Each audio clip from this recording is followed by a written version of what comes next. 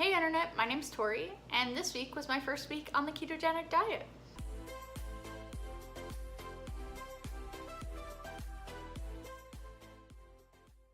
So first off, I know that everyone wants to see the results, and I promise they're coming at the end of the video because I'm a terrible person.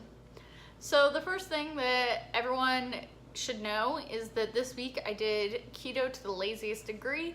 I only counted my carbs and kept those low, under about 22 grams a day on the highest day. This was a mistake. I acknowledge that now. I apologize that I couldn't give you the absolute most accurate info. I really do apparently need to track my protein and make sure that I'm not eating too much of it. Now, the second I started tracking my protein, my ketone levels went from subpar, around 0.4, which is out of nutritional ketosis, to 0.5 to 1.5 mmol. So making sure that I wasn't overeating on protein was super helpful. Unfortunately, I learned it a little late into the week. I learned it on day 7, so I'll be able to talk more about that next week. And it could totally be a coincidence that my levels increased immediately after starting to watch my protein. So that'll remain to be seen. It could just be because I've been in ketosis for a while. I hit ketosis, nutritional ketosis, which is a blood ketone level of 0.5 mmol on day 2. It took me about 24 hours to get into it. When I first started this week, I was not very frequently tracking my blood ketone level. Now I'm trying to track it 2, if not 3 times a day, which is somewhat unfortunate because the strips are $1 strip. I would not recommend doing it unless you're like me and are masochistically blogging this whole process for the internet to judge you on. If you're like me, by all means, buy those ketone strips. But if not, I think you could get away with doing it once a day if you did choose to monitor like that. I discovered really early on that if I monitor in the morning, my blood ketone levels are a lot lower than if I monitor in the evening. So be aware that if you do buy those strips, you probably will have the same experience. I also started tracking my blood glucose level because I have the meter, and well, why not? Unfortunately, I have so few data points on those from this first week because I was sort of figuring things out, that I don't have a graph that I can show you, but in the upcoming weeks, I'll show you how my graph has evolved. Now, another important part was what was my starting weight. 226.8 on day 1. There you have it. My starting weight was 226.8, which on my 5'2" frame is untenable. That's not okay, and I thought that I wouldn't say that I thought it just always felt like because I still wore straight sizes, I'm not technically plus size, that it wasn't a huge deal and it wasn't that inconvenient for me to be this overweight. In a lot of ways, it definitely is inconvenient. It messes with your confidence and your health. Now, I'm active, so because I play a sport, so I also hope that by losing a little weight, it'll become easier to play my sport and that I'll become a stronger player. We'll see as time goes on. Did I do any exercise this week? I did a little. I played my sport only one day last week, and after it, I felt miserable. I apologize for the messy look. I just got out of the shower. I had practice for 2 hours, so I was exercising pretty hard for about 2 hours and felt ridiculously ill after. Like I had to pull off the side of the road on my way home. I was super sick. That was on day 3. On day 7, I was starting to feel pretty good, and I went to the gym because I was bored out of my mind and walked for a half hour on the treadmill. And then did some squats and some chest presses and all those big barbell exercises to try to give my muscles some definition. I've heard that if you have around 90 to 100 pounds to lose, sort of like I do, you may have some loose skin, but lifting weights can help mitigate some of those effects. Did I have sugar cravings? I just had a really fulfilling and delicious tasting lunch, but I'm finding that I'm craving carbs, which isn't that unusual for this time of day. You bet. I'll say that a couple of things helped me to satiate those. I realized that a lot of my sugar cravings come from the routine of eating and then eating or following it up with something sugary.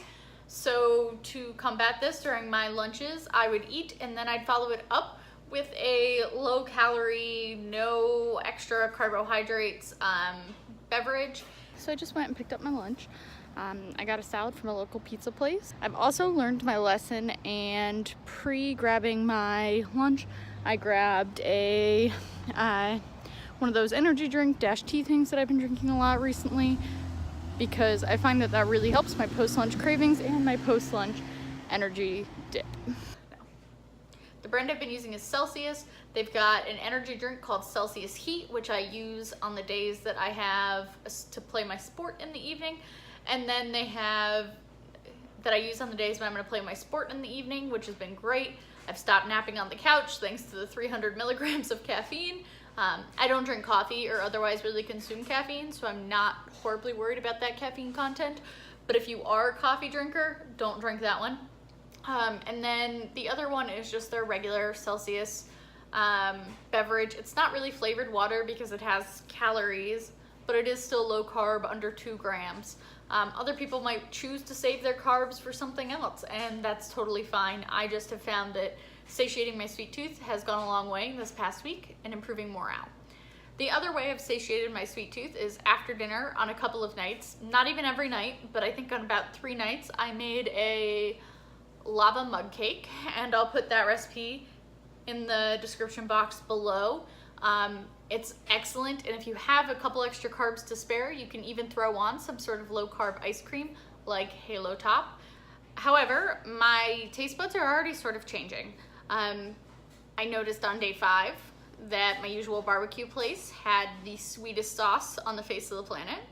And on day 7 for dessert, I had blackberries. The day I wanted to kill someone for a candy bar, maybe around day 3. I know 2 other people who are in this early stage of keto with me, and both of them have had similar feelings. So truly, sugar addiction is a terrible beast. Now, what I know that everybody wants to talk about is my results after a week. So here's my day 7 weigh-in.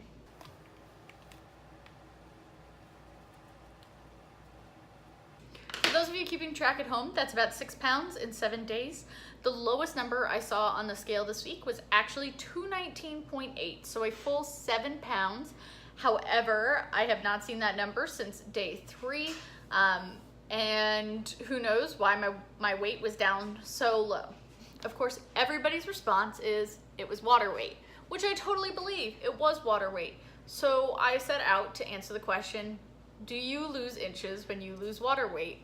And I can tell you that I lost inches this week. So on most things I didn't lose anything, but I can say that my bust went from 46.5 to 45.75. So I lost almost an inch of my bust. My stomach went from 46.75 to 45 inches. So I lost nearly 2 inches in my stomach. And my hips went from 50 inches to 49 inches. At the end of week 1, I'm feeling good. I've lost weight. I don't feel as ruled by sugar, which is really nice. I'm not as hungry as often. This is one of the biggest changes. So before I started eating ketogenically, I would have my lunch at work, and then I would get home at 5:36, and I'd already be starving by the time I get home. Well, I'll tell you what, it's 6:30 on day 7, and I'm not hungry yet.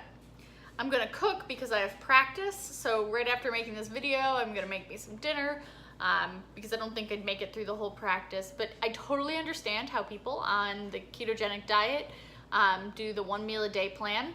I myself fast unintentionally because I never eat breakfast, and I've never ate breakfast. I find that if I do, I get really hungry. Or if I do, I don't get hungry and then don't want lunch, and I'd rather have that break from work. So I'm thinking I might eventually try 1 meal a day, or even try a 5-2 fasting schedule. But this next week is all gonna be focusing on macros. I'm not gonna worry about fasting or anything like that. Now, if you wanna see my progress, please click the subscribe button below. I'm gonna be doing these every week. It's a personal goal for me to track for 8 weeks, other than 2 cheat events, which I have planned. Stay tuned while I go on this adventure. Come along with me. If you've just started keto, let me know in the comments below.